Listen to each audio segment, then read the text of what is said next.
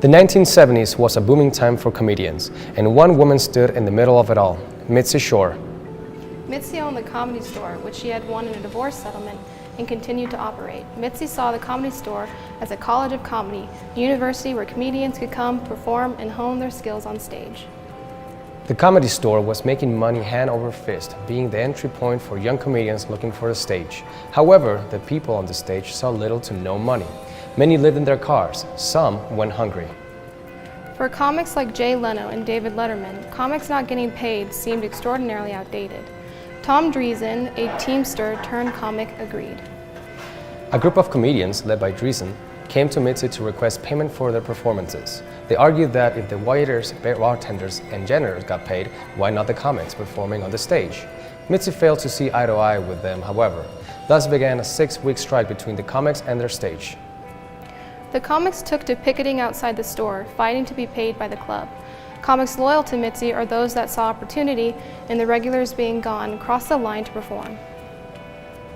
However, the strike continued to hurt Mitzi. Many, including the Teamsters, sided with the comics. Eventually, Mitzi caved. She started to offer comedians that would come back $15 a set on the weekends.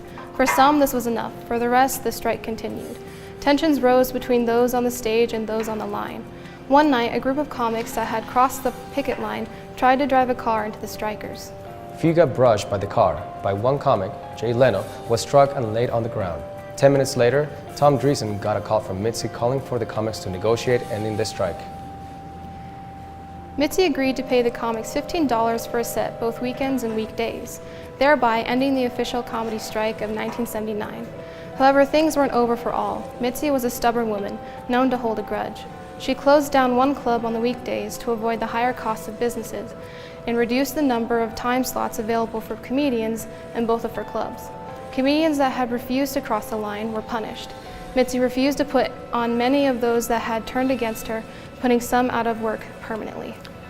On a Friday in early June, Steve Lubetkin, a comedian that had been shunned by Mitzi, jumped from the nearby Continental Hyatt house to his death. Inside his pocket was a note that read, "My name is Steve Lubetkin, and I used to work at the Comedy Store. This act brought an end to the labor dispute for many." To this day, comics performing in the original room only get paid $15.